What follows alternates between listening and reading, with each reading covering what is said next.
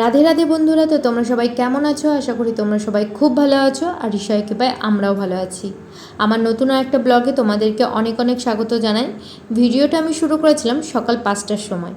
তো 5টার সময় আমি ঘুম থেকে উঠেই কিন্তু বেরিয়ে পড়ছি ওয়াকিং করতে, কারণ আমি মোটা হয়ে যাচ্ছি তার জন্য। আর আমি কিন্তু বাড়ির থেকে সোজা যাব আমাদের যে রেল গেট আছে সেই রেল গেট পর্যন্ত, ওয়াকিং করে তারপরে বাড়ি ফিরে চলে আসব। তো ভাবলাম যে চলো তোমাদের সাথেও আমি একটু পরিবেশটা শেয়ার করি। এই যে চলে এসেছি এখন রেল গেটে। তো দেখতেই পাচ্ছ সূর্য দেবতাও উঠে গেছেন, আর আমি এই যে রেল লাইনটা ক্রস করেই কিন্তু বাড়ির দিকে রওনা দেব। আর বাড়ি গিয়ে কিন্তু আমি ফ্রেশ হয়ে স্নান করে আমি লাড্ডু গোপালকেও সেবা দিয়ে দেব। তো এইটাই হচ্ছে আমার কাজ। তো তারপরে এই যে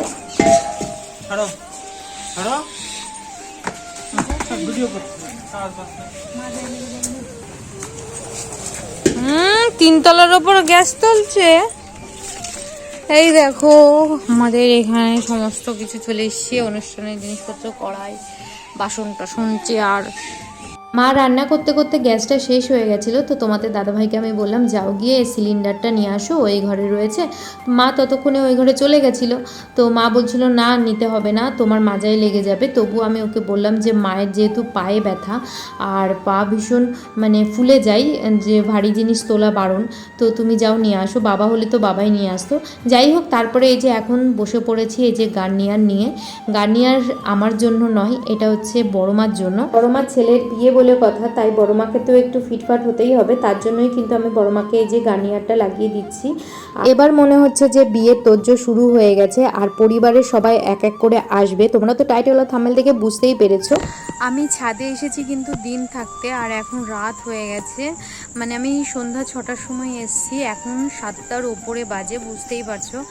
ভিডিওটা আপলোডে বসিয়েছি, এখনও পর্যন্ত আপলোড হয়নি। আর আমার ডেলি 3 জিবি করে নেট আমি রিচার্জ করেছি আর কি।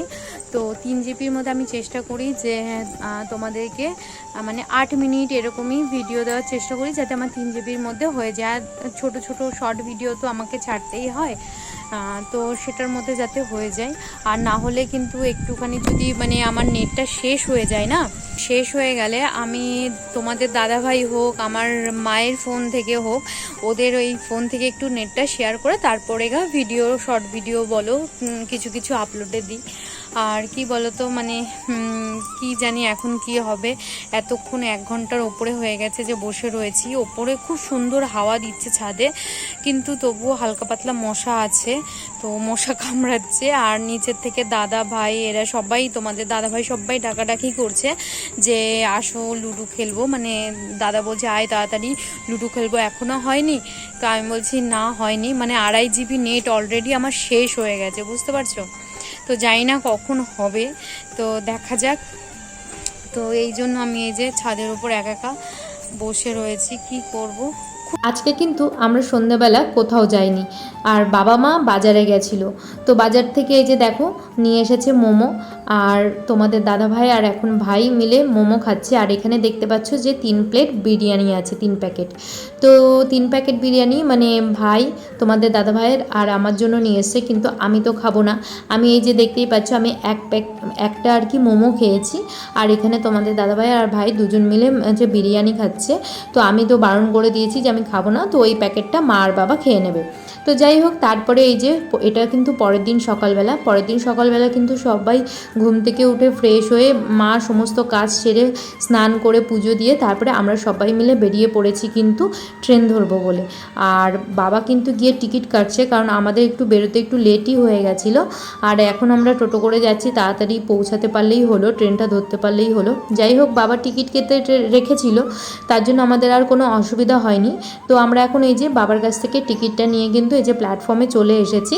তুই বর্ষা বিকেলের ঢেউ, তুই আমার কাছের কেউ, তুই চাদরে ওড়ানো রাত, তোকে দেখতে পেয়েছি হঠাৎ, দিয়েছে কি হাওয়া, হয়েছি উড়ো খই, রয়েছি আমাতে আমি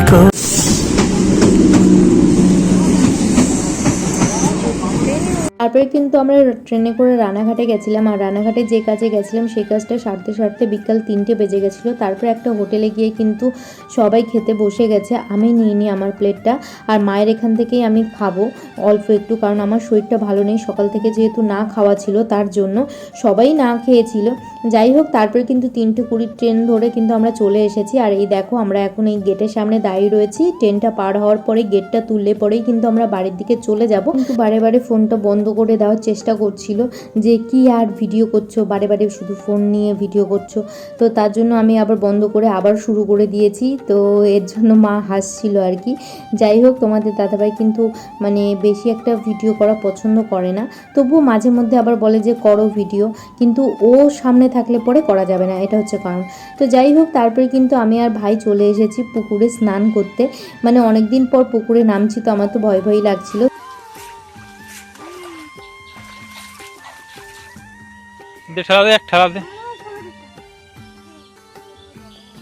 আর এইদিকে তোমাদের দাদাভাইকে বলছিলাম একটু ভিডিও করে দেওয়ার জন্য, তার জন্যই ও ফোনটা ধরে রেখেছিল, যেহেতু প্রথমবার আছে পুকুরে নেমেছি। আর কেমন সাঁতার কাটি তোমরা একবার দেখো, আমি তো মানে একটুখানি গেলেই মনে হয় কি যে ডুবে যাচ্ছি, ওই যে দেখো। তারপরেই আবার পাটা ফেলে দিই, মানে আমি পারি না ঠিক মতো সাঁতার কাটতে।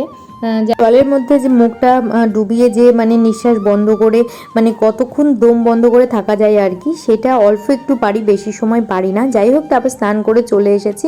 আর এখন কিন্তু এই যে আমি একটু আলমারিটা সেট করছি, কারণ মায়ের জামা কাপড়ে পুরো আলমারিটা ভরে গেছে, আর তারপরে কোনো জায়গা নেই। আর যেহেতু আমি শাড়ি পরেছিলাম, ওই দেখেছিলে যে আগের ভিডিওতে যে শাড়ি পরে আমি মহোৎসবে গেছিলাম, আর মাও পরে গেছিলো, তো দুটো শাড়ি ধোয়া হয়ে গেছে, তো সেইগুলোই আর কি ভাঁজ করে এখন তুলে রাখছি। আজকে যে ব্লগটা দেখছো সেটা কিন্তু 3 দিনের ভিডিও অ্যাড করে আমি তারপরে বানিয়েছি ব্লগটা।